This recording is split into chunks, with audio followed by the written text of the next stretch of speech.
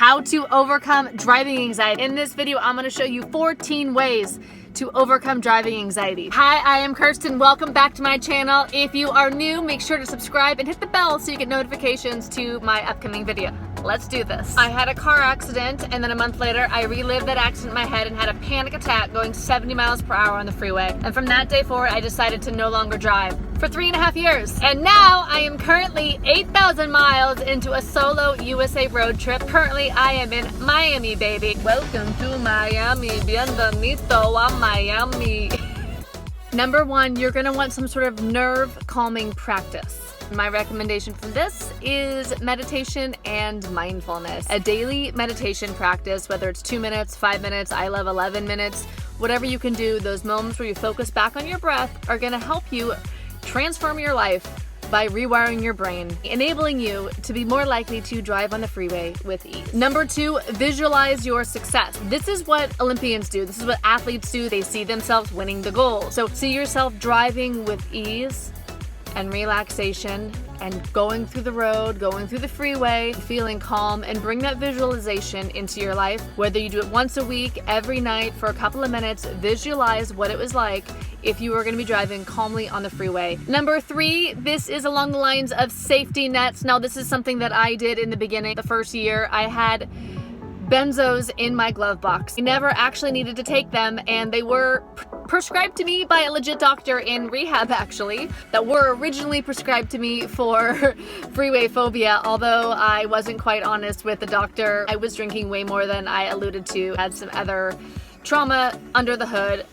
Look up here if you want to watch my TED Talk for more information on what was going on underneath my hood. So I had the benzodiazepine in my glove box, and what that did for me, it was like a placebo effect. If I had a panic attack while driving on the freeway, and I knew that I could pull over, open up the glove compartment, eat one of those, and instantly be calm and finish my driving. So check with your doctor. It was great to have it there. I didn't need it, but the fact that it was there helped. Number four, have a friend in the car, or don't have a friend in the car. If your friend makes you nervous, do not have your friend in the car. If you are nervous to be alone and you want a safety net, as in if you panic and want to pull over and have somebody else drive, have a friend in the car when you start to test out your driving. Number five, bookend with a friend. Let a friend know you're about to go onto the road and do some driving. Let them know when you finish so that they can hold you in their heart and in their mind when you do that. Thoughts are things. There is energy there. If somebody is there wishing you well, you are more likely to be doing well. Bookend with a friend. Six, okay, exposure. Exposure is how we get through our fears.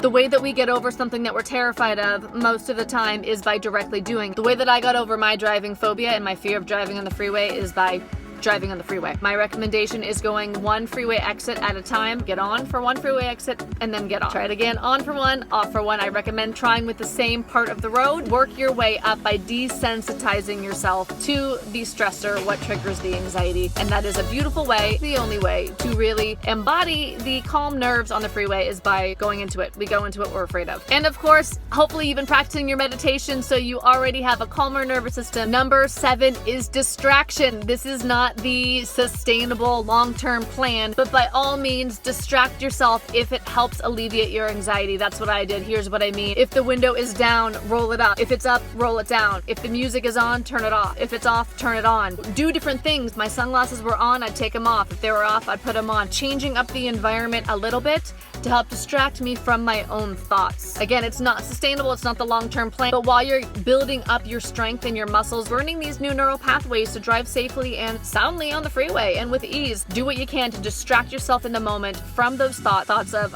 I'm gonna have another panic attack, I'm gonna die, whatever they were. 8, give your mind a mantra. Give your mind something to hold on to. Give your mind some words. You can say, may I be at peace. Repeat this as a mantra. When we give our mind words like this, may I be at peace, our mind doesn't have as good of a chance of bringing in intrusive thoughts that are only going to lead to anxious feelings and lead to more anxious thoughts and more anxious feelings into the loop, into the anxiety spiral. Another thing that you can do with your mind is give it numbers. Literally count to 10, count to 100. And this is not hokey pokey shenanigans. This is legit. The emotional center of the brain is back here. It's the amygdala that is stirring up the anxiety, basically summarizing brain science here. When we start to count, we're bringing back on our prefrontal cortex, our logical, rational brain. So when you count, you're taking your attention out of the emotional center and bringing it into the logical center. Plus, when your mind is focusing on those numbers, 1, 2, 3, the anxious thoughts that are leading to more anxious feelings, to more anxious thoughts, to more anxious feelings, to more anxious thoughts, to more anxious feelings, don't have a chance to invade your beautiful brain. 9,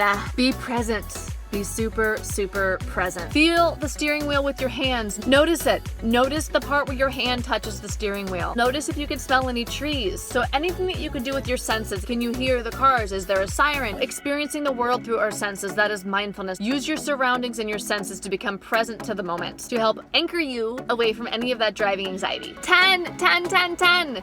Deep breaths. Deep breaths are amazing because they're amazing and because they actually literally calm us down. When we are triggered into the adrenaline and the cortisol, the stress response, the anxiety, the driving anxiety, all of that stuff, our sympathetic nervous system is active. And so what we want to do is we want to turn it off. The way we turn off our sympathetic nervous system is by turning on the parasympathetic nervous system. And we do that by breathing. Start taking deep mindful breaths while you're driving if you notice anxiety.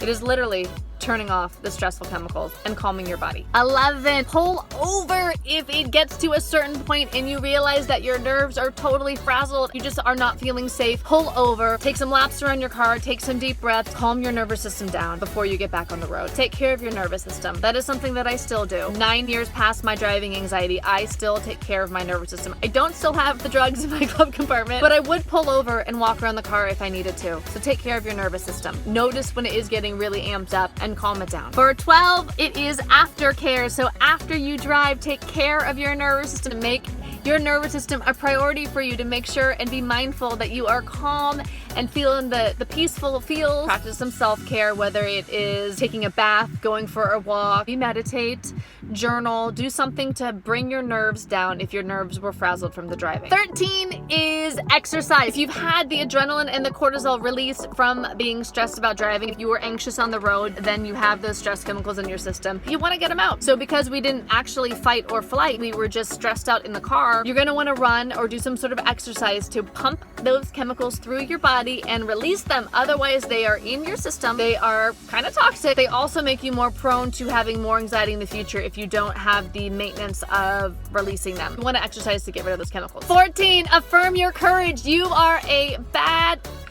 You are courageous. You are getting out there, overcoming your fears. I know you can do it. You're doing it. You're watching this video. You are amazing. You are courageous. You are going to get out there on the open road and live your life and love your life and have a beautiful time on the road. Start right now. Write in the comments, I am courageous. If we don't take action, that's fear. If we take action despite the feeling of the buzz in our body, the adrenaline, the anxiety, the fear, that's called courage. You are courageous. In the comments, I am courageous. You're courageous. You're doing it. So courageous. It is also important to know what not to do. Watch this video up here for 5 things to not do so that you can overcome your panic attacks while driving on the freeway. Do you have tips for the rest of us? Share in the comments below what has worked for you, what is working to start doing or to stop doing to overcome your driving anxiety. Thank you for watching. If you liked this video, like it, subscribe to my channel, and see you out there on the open road.